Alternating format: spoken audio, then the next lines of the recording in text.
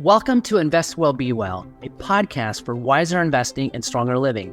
I'm Rusty Vanneman, longtime investment professional, and I'm joined each week by my co-host, Robin Murray. Thanks, Rusty. I'm a storyteller and journalist, and I am so excited to explore the ideas, insights, and people shaping the intersection of performance and purpose. This podcast is for thoughtful investors and driven professionals who want to grow in their portfolios and in their personal lives. We'll talk long-term investing, behavioral finance, personal development, and what it takes to live and work with intention. So let's get started. Let's invest well and be well together.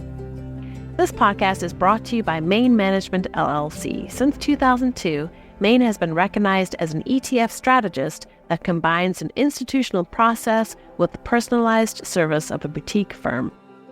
Well, our guest today is Arthur Fratelli, otherwise known as the Amazing Arthur. He's a keynote speaker, he's a performer, a magician, and wow, what a cool interview. He's a great guy. It really was. And the reason why we had him on is that one of the themes we return to often on this podcast, of course, is wise investing. And I believe a critical part of that isn't just about portfolio construction or chasing returns. It's about communication. And for investors to truly have a great experience, they need confidence in their plan. And that confidence often comes from how well their advisor communicates. And that's why today's conversation is so important. And as you mentioned, our guest, Arthur Fratelli, again known as the Amazing Arthur, has spent over 25 years as a full-time presenter on stages across the country. He's delivered keynote presentations for corporate and educational groups. He's blended entertainment, storytelling, and insight. And his work focuses on the cycles of failure, focus, flow, and fulfillment. He talks about that here. His background, again, is as fascinating as his performances. He's a former teacher. He's a hypnotherapist, a certified one even. He's a graduate of the Second City Chicago in comedy, very cool. And there he did writing, he did improv. He's also been featured on The Last Comic Standing. He's a member of Toastmasters. He's a lifelong martial artist. And really, he's an accomplished entertainer. He juggles, he's a magician, he's a mentalist. He does a yo-yo. I mean, he does all that. And on top of that, he's an author, and he with one book already out and another on the way. And the core of his ethos is the belief that people listen best while watching, and the shortest distance between people is laughter. And I think that's a message that everybody in our audience can learn from. What were some of your takeaways?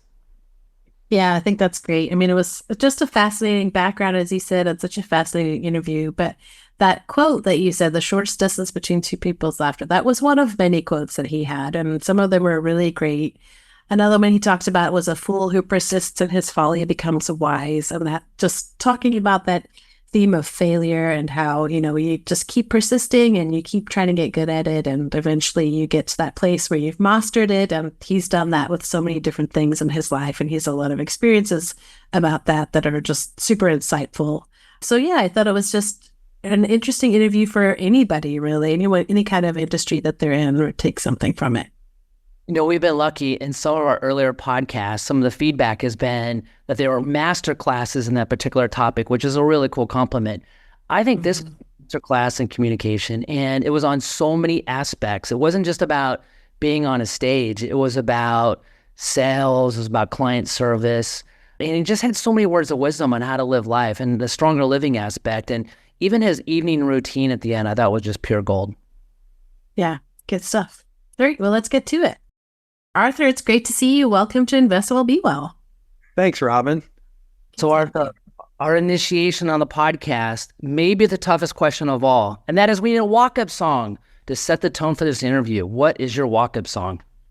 Now, this is a tough question, Rusty, because I could talk music. We could do a whole separate podcast on that, but I've got to go with 1972, Rod Argent from the band Argent, formerly The Zombies, Hold Your Head Up. Oh my gosh. How can we get that for a walk-up? I'm just kidding. That's the first time. That's awesome. I love it. It's a great song. It gives you I used to play it when my kids play sports. We're in the car on the way there. Hold your head up. Oh, yeah. It gets you pumped and it tells you what to do with your head. That is a great pump-up song. It is. It's a great one. Nice. Well, Arthur, tell us about you. You've got such an interesting background, such an interesting story and career. Tell us about you and your professional journey. How'd you get here? Yeah, I'd love to tell you all about it. So I grew up in Omaha, and I've been fortunate enough to spend my entire adult life doing what I love.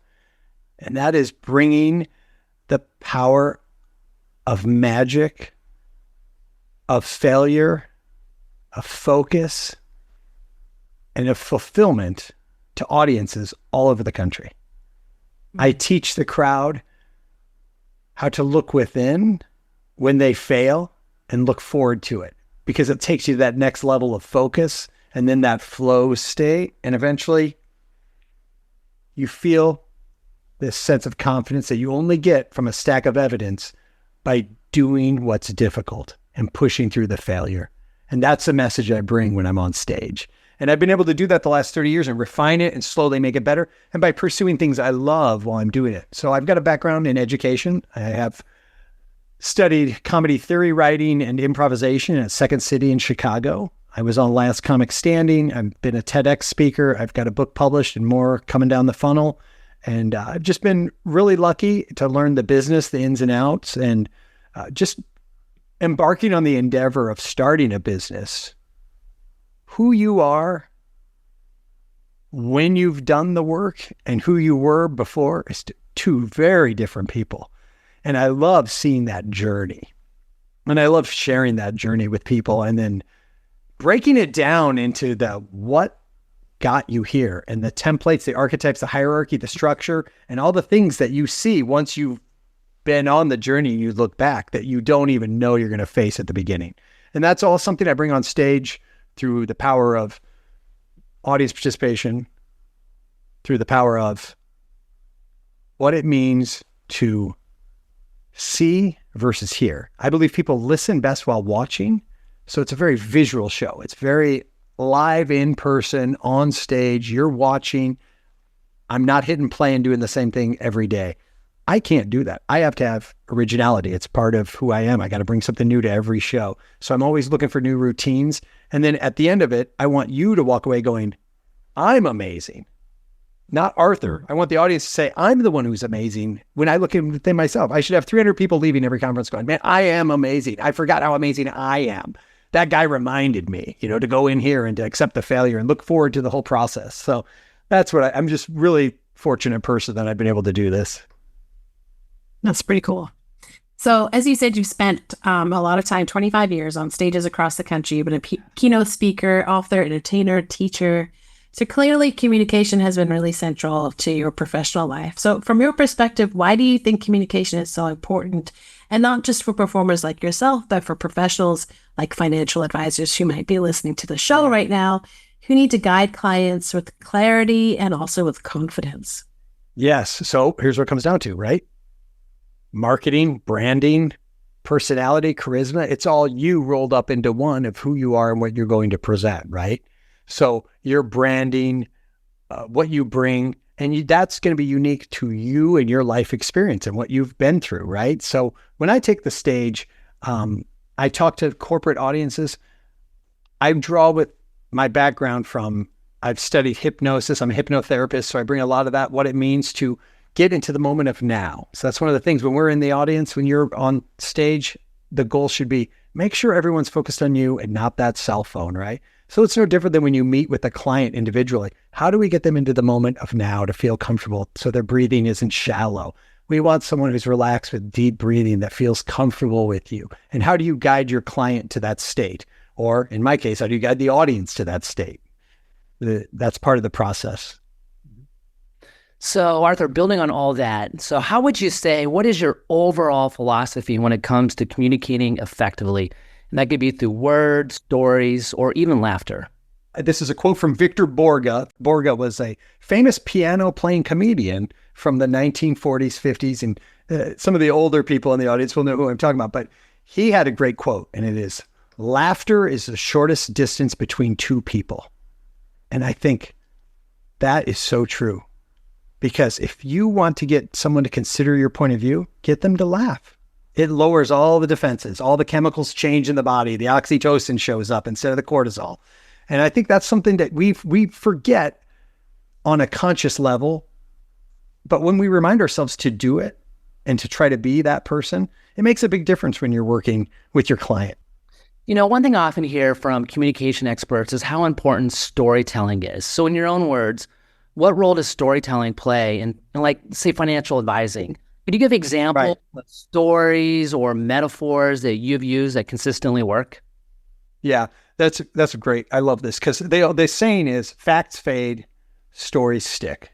This is something we hear all the time.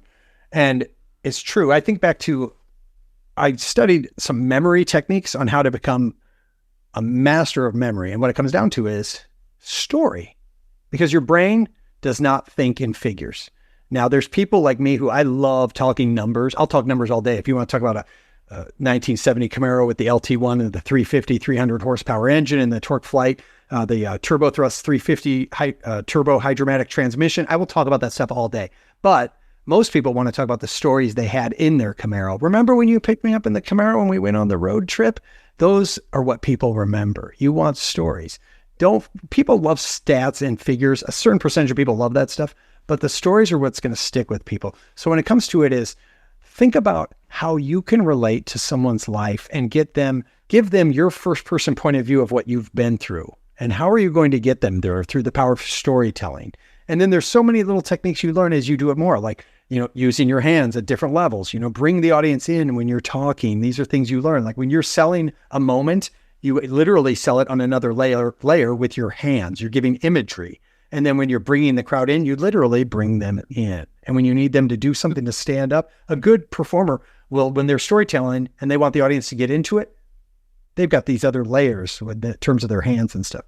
So I don't know that necessarily answers your questions as far as metaphors that I would share for sales. But to me, what it comes down to, sales is the most simple thing of hierarchy and structure. It funnels down to one thing, and that is Brian Tracy's quote, remove anxiety from the buyer.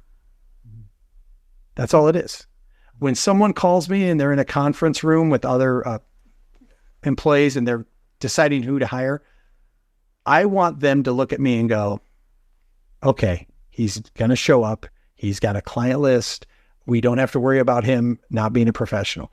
If you've got someone you're reviewing and they go, oh, this guy's doesn't have a track record, that's some anxiety the day of the event. You want to remove that anxiety. So when it comes to selling cars, for example, I had a friend who was a great car salesman. And he said, when someone would walk in the door, there'd be 3 M's in his mind. He'd say, number 1, am I the right man to sell this car? Then he'd say, number 2, is this the right machine for the buyer? Is this the right vehicle? And number 3, is it the right amount of money? If he can take care of all 3 of those on the checklist, he's got a sale. Now, under each of those 3s, there's a lot of little substructures of checkoffs, but eventually it funnels down to those 3 things. If you can get through that, you got a sale. And that's all it is in sales. These people, and we need to change our mindset. So many times I think as a salesperson, we're not thinking that we are there to solve problems. We are problem solvers.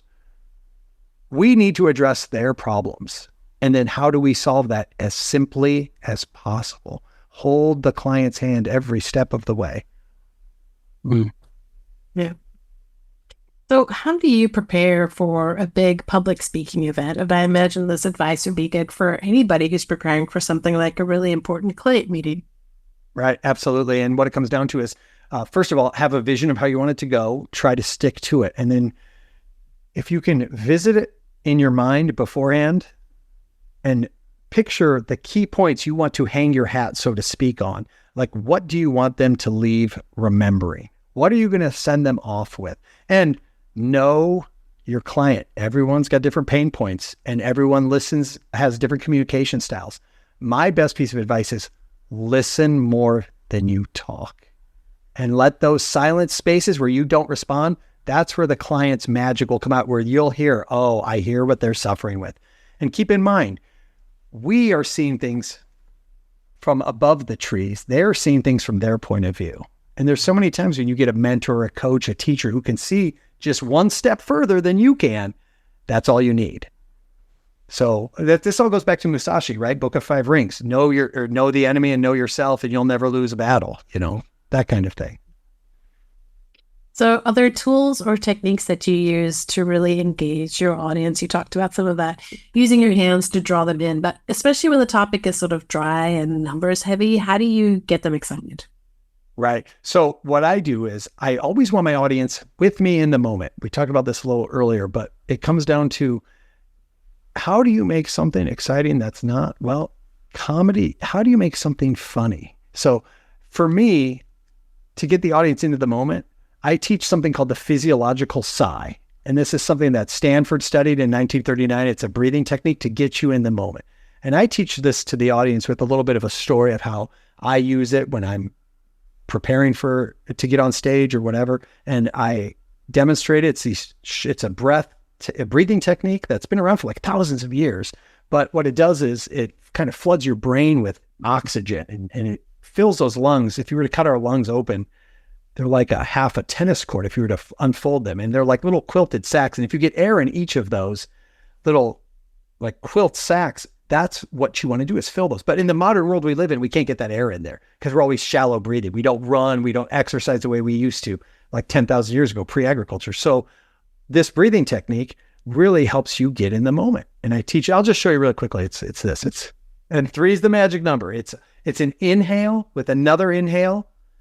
Like you top off your car with gas, you fill it with gas, and then it clicks off and you add a little more. That second burst kind of fills those lungs. And when you breathe out, just relax. And if you can say to yourself, relax, you melt into your chair and you'll realize how tense you were when you breathe out.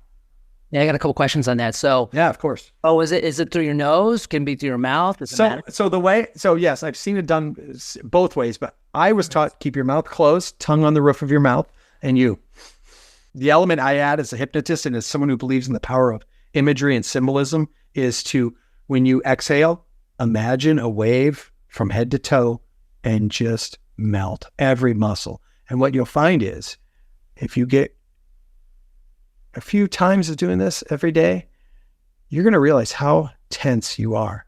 You're going to realize you're carrying tension from your head to your toes. And the goal here is to do what every art, craft, discipline, skill teaches, and that is complete relaxation so you can become one with the art. When we teach martial arts, when Bruce Lee teaches martial arts, I have a background, I've been studying for a long time. And one of the key components is be so relaxed when you're training or when you're fighting that you are one with the art. The goal is to become the ultimate expression of yourself as a martial artist. Well, when we pivot to the world of dance, the goal as a dancer is to become the ultimate expression of yourself as a dancer. And then you pivot to the world of improvisation. Viola Spolin from Second City, her goal as an acting coach was the actors would, guess what? Be the ultimate expression of themselves as the actor. And this is what we forget as whatever we're doing. Get in the moment, relax, breathe out, and just melt and realize anxiety and excitement, being nervous and being excited are so similar. It's so similar. Just switch that valve in your mind a little and go, I'm not anxious, I'm excited. And then here's my secret tip. This is like the platinum package. Do burpees. Burpees are your best friend. Dr. Burpee invented this. He wanted a way to work out anywhere at any time and engage your whole body. And if you drop down, do a push-up and jump as high as you can, right before you do whatever you're nervous about, your brain gets hijacked. Your reticular activating system goes, whoa, hold on. I want to be nervous. I'm scared about something. Nope. You're at work. You're busy doing burpees. And their brain, it shifts its entire aim, its focus. It will no longer be thinking about that. It will be in the moment. And you can do that with so many things. There's so many ways. But to me, burpees are king. I heard that Tony Robbins, before he speaks, he jumps on a mini trampoline. So I guess that'd be like the idea. Oh, dude, that's a tax write-off. I am getting a trampoline. I suppose Thank you, Rusty. If you don't have a trampoline, I suppose you could just do little hops or stand there and jump or something. Okay, so I am a big fan of jump rope. I started jump roping about 6 years ago. I thought my feet were on fire. I was ready to go to a doctor and go, there's something wrong with my feet. I can't jump rope. And 20 seconds of just utter pain. And I show up the next day.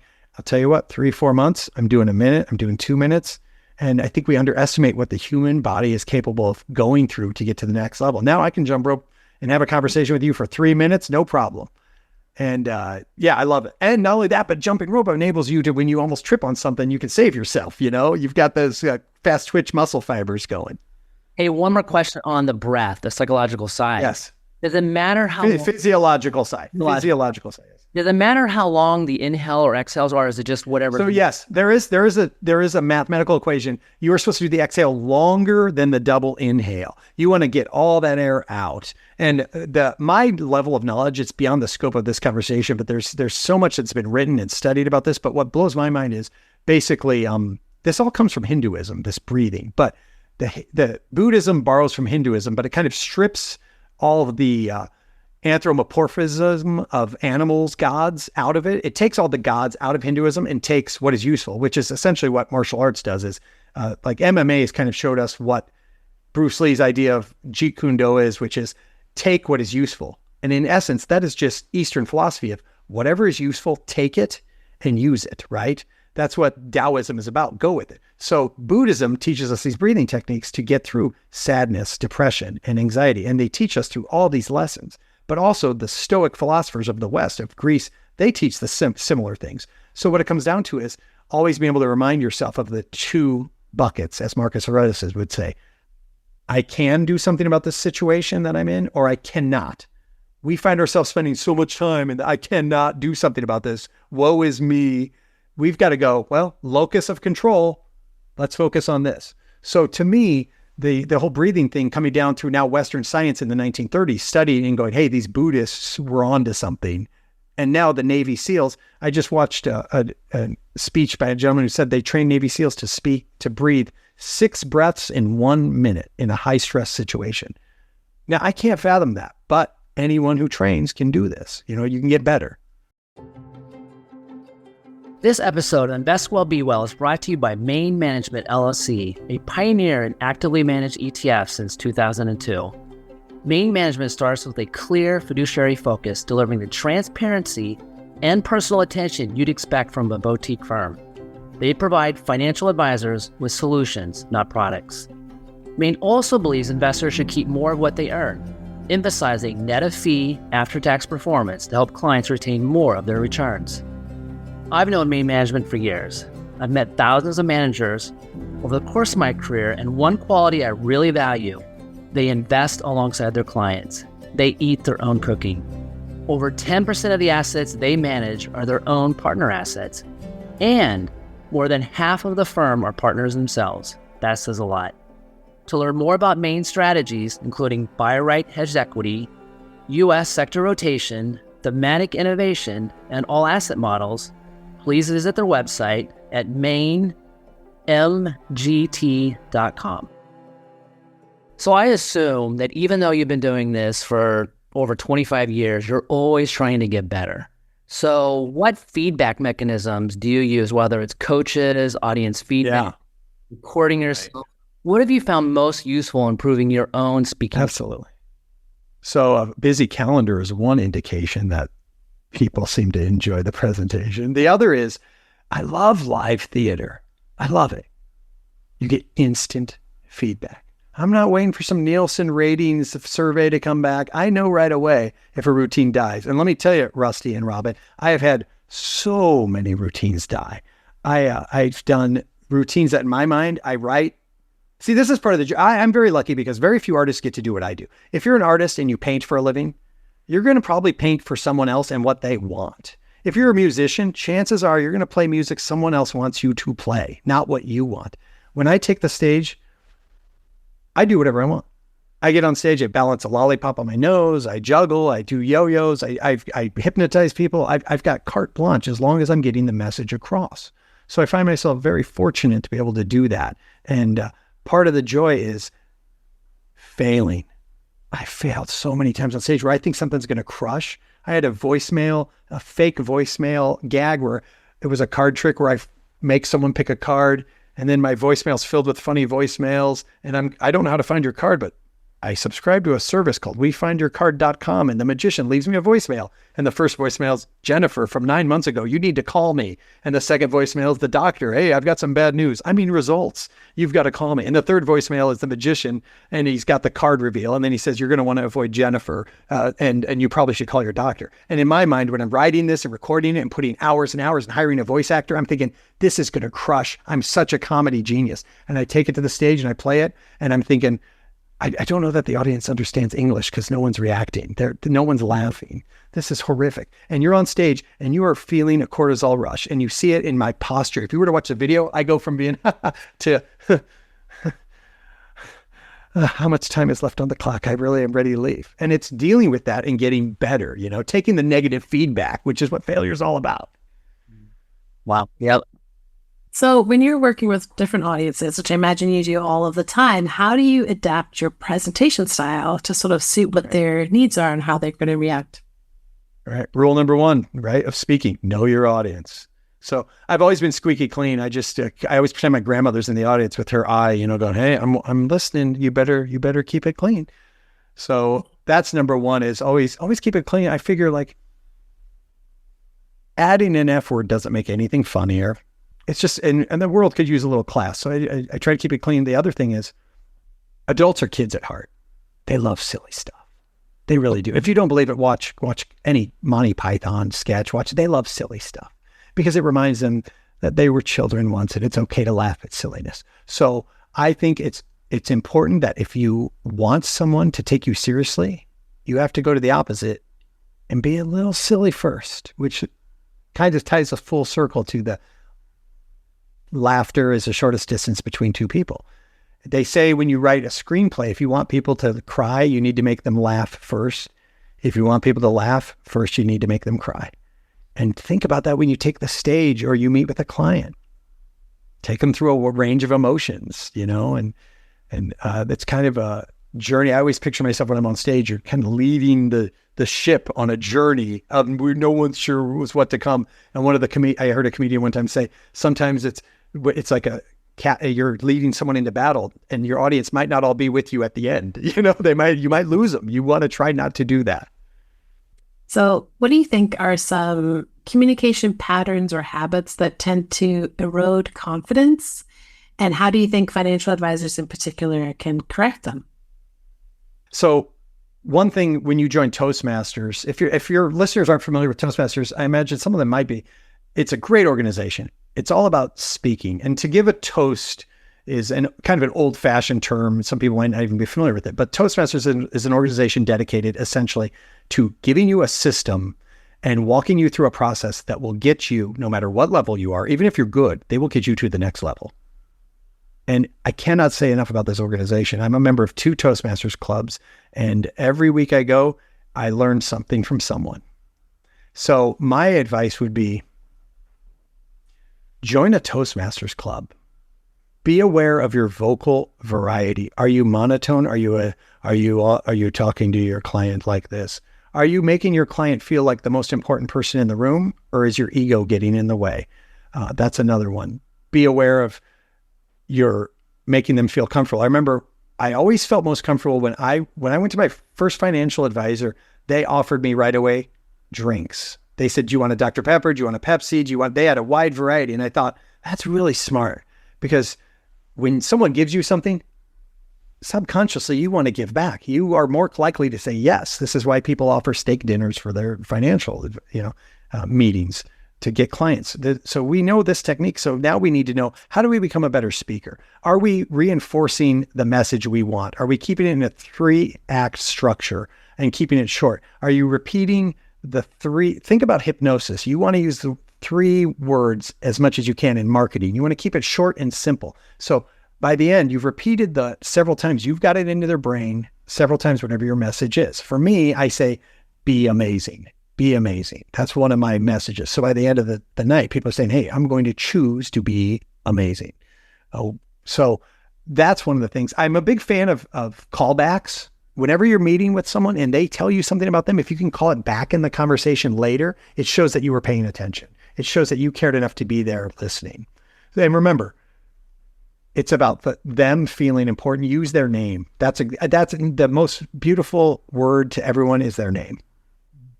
You know what I mean, Rusty and Robin? Yes, I do, Arthur. Hey, Arthur, I got a question for you. So you talked about earlier about the importance of hand movement, arm movement. Do you have other advice for using nonverbal communication? Especially interacting over video like Zoom, like we're doing now. Right. So Zoom is not one of my favorite things. I had to become accustomed to it, but it's clearly not my favorite because I love live being on stage in front of a real crowd. That's my thing. I do have some advice. And one of the things I would always say is whenever you're on stage, I'm going to use some theater terminology here, but if you're on stage facing the audience and you look to your left, this is called stage left. Now you can already figure out what the other side, that's stage right, and then you've got your center looking straight ahead. Whenever you're talking about the past, point and look stage right. Whenever you're talking about the present, try to be center. Whenever you're going over the future, go right. It kind of coincides with the way you read and the way we think linearly left to right. And it kind of just, it's another layer that makes things go smoothly. But my thing with the hands are, I've read where the most successful speakers have, within 15-minute speech, it was like 200 hand movements that range between this and this. You generally don't go lower than that. So, but it's usually up in this area that your hands would be selling whatever you're saying. You sell it, whatever you're saying in this area. The other thing I would say is it's important that you find the person in the crowd that you're afraid of. This concept of in every crowd, you're going to have one person who doesn't want to be there. And your inner critic, your reticular activator on stage is going to ignore the 99 out of 100 people that want to be there. And you're going to be going back, looking at that person going, why is he so unhappy? Why is that guy so miserable? He's going to be there. I guarantee it could be a man, it could be a woman, it could be young, old, but they're going to be there. You need to see them as soon as you get on stage. You go, I knew it. I knew they'd be here. And don't focus on them because you will keep asking yourself, why am I not connecting with that person? Did I run over their foot or something? What happened here? You know?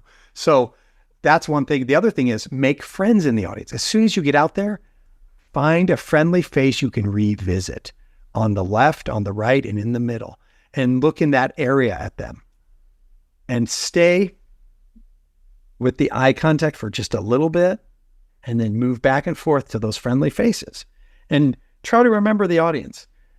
If you're talking with the audience and they ask a question, repeat the question. If you're leading with any event and someone from the audience asks a question, the audience can't hear it and no one's going to speak up and say it. You have to say, here's what the person asked. And that's something that I think is really important that we forget, things like that.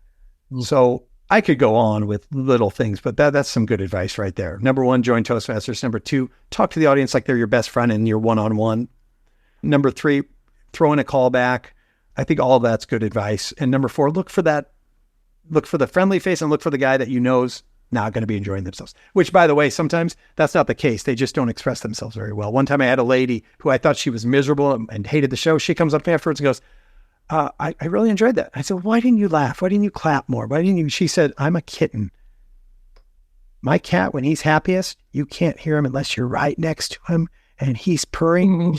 She said, I purr. And I said, oh, cool. All right. That explains it. Here I was taking it personally. There I am taking it personally, breaking the book of 4 agreements. I shouldn't have even thought about that.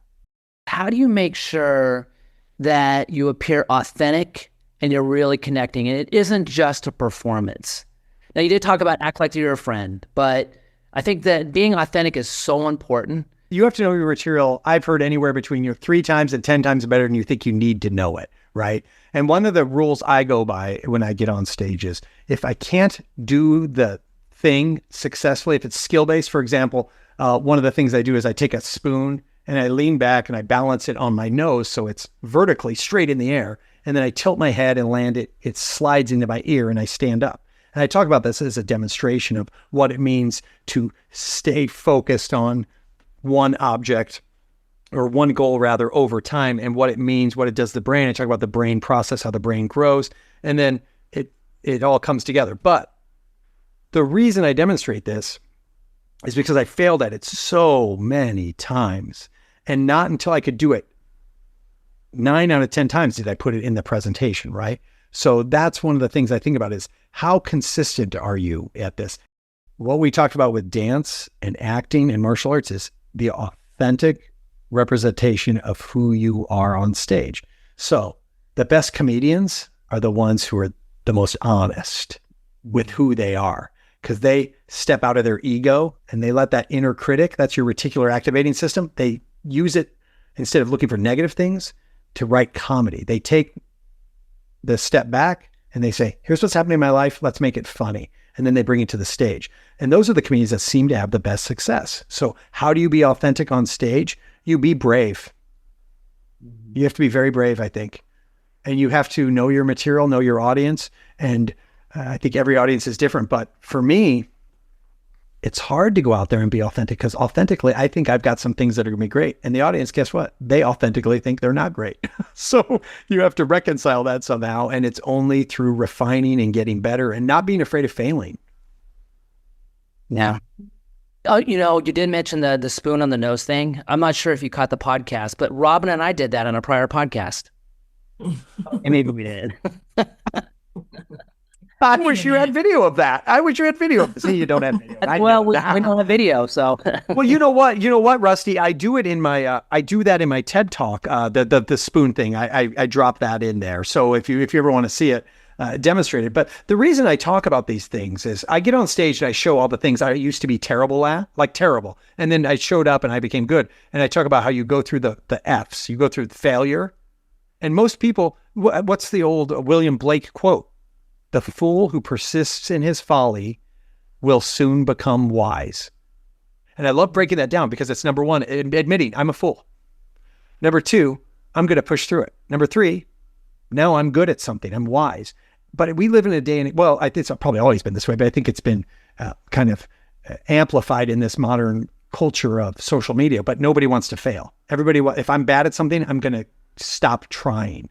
Whereas if you fail, you eventually have to focus. And that's the only time you can learn is when you're focusing. And then you flow, you get really good at it. You find teachers, coaches, you realize you love it, and you become members with other people who do whatever it is, dancing, boxing, whatever. And then finally you get that fulfillment. And how do you get confidence? From having a stack of evidence of you having done hard things. And that's what I don't think our modern society, we don't get that confidence anymore, because we don't have, hey, look I learned how to do all this stuff. I showed up and did the work that only I could do. So my thing is, I believe in the power of symbolism. And with the deck of cards, I go through each of the cards. The hearts is all about failure. The diamonds is all about focus. The clubs is all about flow. And the spades is all about fulfillment. You have to do the work yourself. The spades represents the spear, the warrior. Only you can put in the time. You have to show up every day and grind it out to get good. The clubs is it's supposed to be a shepherd's staff.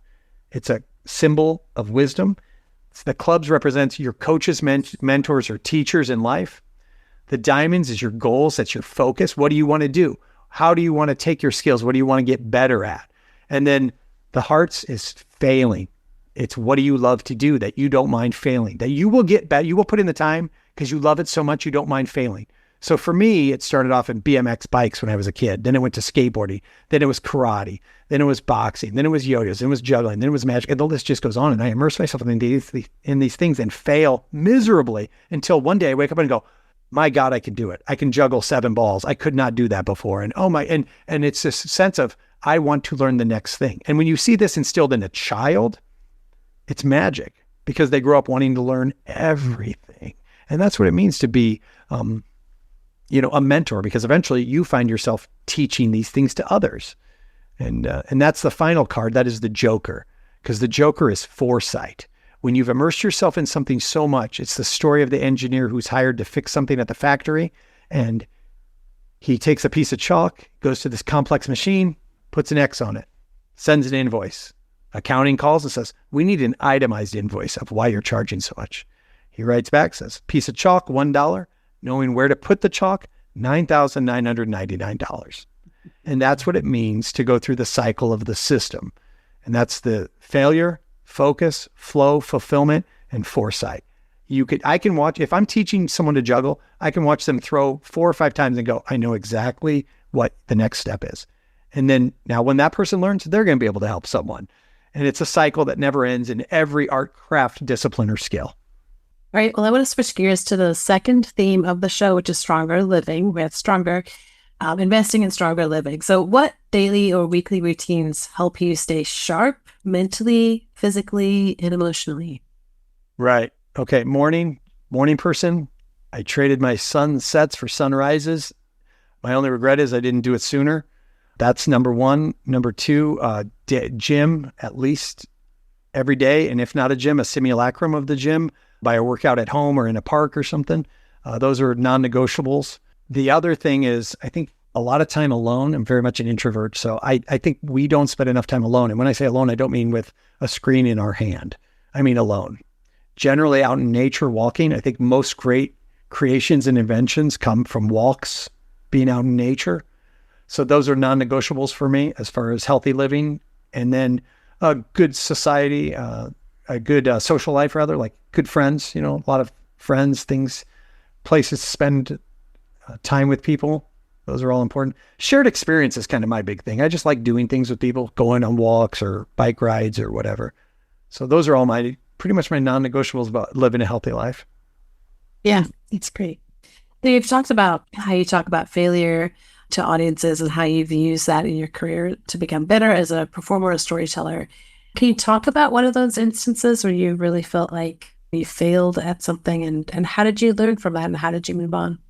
Failure is very much a barometer of where you want to spend your skill points. And by skill points, I'm kind of talking about like video games. If you're building a character in a video game or an old Dungeons and Dragons, you can make your character strong or smart or funny or charismatic, or I guess vitality. So they live a long time, whatever. Basically, skill points are time and energy. So how do you want to spend your skill points when you've failed? It's a barometer. So when you fail, it means, okay, I need to nudge what I'm doing this way. It's like a radar in a plane constantly redirecting you, right? So when I fail with a routine, it's the universe's way of telling me, try again. And here's what it comes down to in a way I can distill it. You know Saturday Night Live, when they have the sketches and everything, those sketches aren't just written and done. They're essentially, sketch comedy is failed and rewritten over and over, because you take an idea from the audience, you improvise a scene, then you go back to the drawing board and you go, what can we do to make that scene funnier? We should do this and we should do this. Then you go back and try that and you add a little more improv. And then you go back to the drawing room, so to speak, and you rewrite the sketch. And this is how they came up with famous sketches like Chris Farley and Patrick Swayze. You all remember that sketch, that classic sketch? That's how Bob Odenkirk wrote that sketch. Was, they improvised it, then they went back and they wrote it together. And then they improvised it some more with what they wrote until you get it back and forth. So failure is your way of saying, not quite, try again, not quite, try again. We're here in Omaha. Terrence Bud Crawford is undefeated, just won his fight. But I never knew this. His amateur boxing record, he lost 12 fights before he ever turned pro. And I thought that's failure. Most people give it up. Evander Holyfield, same thing. He lost his first 2 amateur fights, I think, and he didn't quit. It might have been 3. But that's why you can look. This is why our culture is obsessed with sports, movies, and stories, is because it's such a great analogy and such a great metaphor for failing. Because so many times people fail and it just fuels them and it shows them, not quite, try again. And that's where the focus kicks in. See, to me, it's like when you fail, you're forced to focus on consciously, what am I doing wrong? And go through the hierarchy and structure. Is my hand too high? Is it too low? Is my voice wrong? Depending on your art, craft, discipline, or skill. And you use that feedback to focus. And then you find your teachers. And that's a fulfillment part where you find your mentors or coaches who guide you and you start getting better. And then finally, this is the full circle thing is learning from your mistakes and your failure. So Arthur, you obviously have all these different tools and techniques for basically preparing yourself, energy management. But what practices do you have in terms of lifelong learning? What habits do you have for reading, learning, and exploring? Right. I'm a big fan of Automobile University. This is a concept I think Jim Rohn explores quite a bit. And it's basically your commute is free education time. How you use your commute is up to you. And I choose to use most of my commutes to dive into an audiobook or listen to a speaker or something I'm interested in. And then to me, all great ideas come from separate magisteria. So when you take someone's concept and another concept and you put them together, I think, I don't remember I wish I had a receipt on where this is from, but when the Valdez spilled, the Exxon company up in Alaska, when that Exxon Valdez had oil everywhere, they put out an all engineering award for any field that could help them get this oil out, any engineering field. And the concrete industry replied, someone said, hey, we're going to put rebar in this oil spill. We're going to fill it with concrete. We're going to lift it out with cranes. And sure enough, it worked. And the oil people knew nothing about concrete. The concrete people knew nothing about oil. But because the separate magisteria, creative thinking coming together, creates new things. And to me, that's why you asked about lifelong learning. That's the kind of thing we get with lifelong learning. To me, there's like certain non-negotiables about growing up in America. If it was up to me, I think high school, you're not allowed to graduate without reading Carl Sagan's Demon Haunted World, Science as a Candle in the Dark. It teaches us how to know what's real and what's not real. Very important book. I think more important now at any point in American history. It came out in 1996. I think it's a must read. I have other list of books like that. I think the Book of Four Agreements is a must read, and the Fifth Agreement, which is be skeptical in all things. There's endless material. I could just go on forever. I think what Stoicism needs to be brought back and taught, and CBT techniques, things like that. I think we lose sight of our heroes in terms of literature and examining it. I was just reading a thing where kids that were 10 or 11 years old used to read Dickens regularly in England. And I was thinking that is just unheard of nowadays. Nobody reads Dickens, So I think turning off the TV and the screens is my thing. I try not to watch too much of Netflix, and I don't have any of those subscriptions. I've seen what they've done to us. The other thing is the fast food. I'm really struggling with our community. Is just, our economies are built on being unhealthy, essentially. We go out to eat so much, and then at night we're advertised pharmaceuticals because all these industries need us to be unhealthy to see stock market prices go up. But I'm trying to, how do we convince people to eat healthy, to work out, to read books? It's hard to make money in that, so it comes down to an economy of some kind that you're not going to make money selling fasting. There's no one's buying food when you're fasting, Yeah. Hey, I do think I just recently saw something on Netflix that you probably would watch, a documentary. It's on the music band Devo. I don't know. I love Devo. Seemed like something. Yeah. I don't know. like Something like that. Oh, what's this? Uncontrollable urge. I've got an uncontrollable urge. Yeah, I love Devo, man. And Whip It. Yeah, I grew up with that, man. Of course.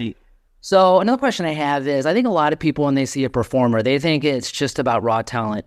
And I think you've addressed this a little bit, but in your own words, what role does discipline, consistency, and mindset play compared to raw talent? Right. Raw talent. Someone sent me a video of some little kid juggling like some inordinate amount of objects. And all I can say is, I hate that kid. No, it's crazy. So in the world of juggling, there's a guy named Anthony Gatto. He's my age, but by the time he was age 7, he could juggle 7 balls. He was one of the only people in the world to do this. Now, he was identified as having young talent in the circus. His parents were circus performers. They got him professional coaching right away, but he already had natural talent. And no matter how many hours I practice, I probably couldn't even match his natural talent. And it's depressing on some level when you hear these virtuosos on a guitar. And as someone who's, I've been these skills I've been working on forever, and you see a kid who's better than you, it's frustrating.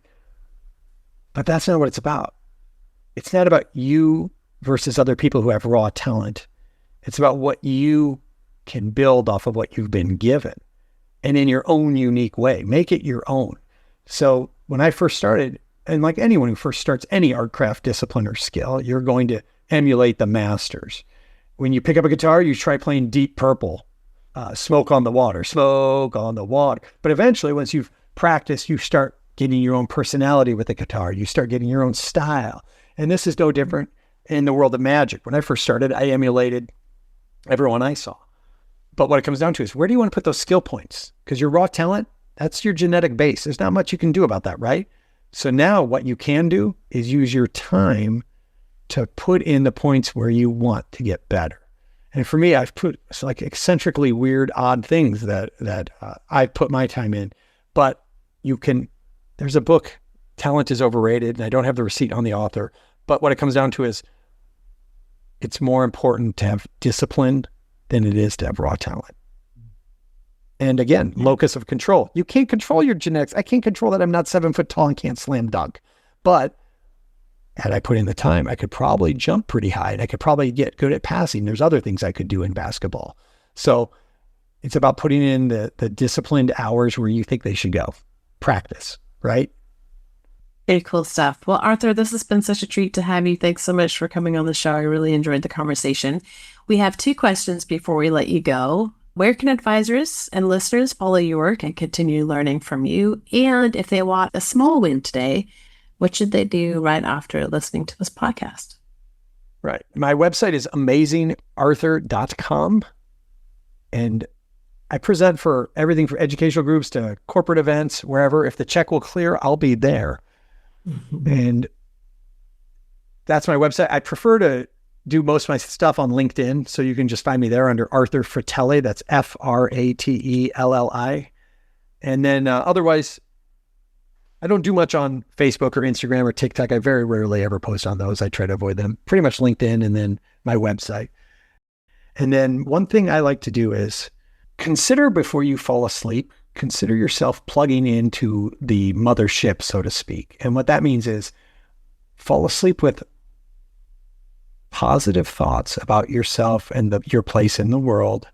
Because I think when you fall asleep at night, your brain is reinforcing whatever you've told it is. And if you fall asleep in an anxious state, a depressed state, you're going to sleep in an anxious and depressed state. So try to go to bed early, keep a dark room. That's a number. Keep a dark room. I think that's one thing. The light keeps us awake. We're not meant to see this artificial light all day. And I think we underestimate what it's doing to our brains and our lack of sleep. And I think that would be the other thing is just get a regular burpees going, do workout, do something, go to the gym, read. But my big thing would be find something you love to fail at and do it every day. Just get better at it. And if there's nothing you love, find something, get good at it, and you'll love it. That's as simple as it could be. Because what's the point of life if you're not going to do something you love here and there, right? Put in the time, get good at something, and teach others to love it. As a parent, as a mentor, as a teacher, share your love of your art, your craft, your discipline, your skill, whatever it is. Arthur, I'm sure you get this all the time. This is simply amazing. Not only did you give us valuable tools and techniques, you gave us words of wisdom, but quite frankly, you found us some inspiration as well. So thank you very much for your time.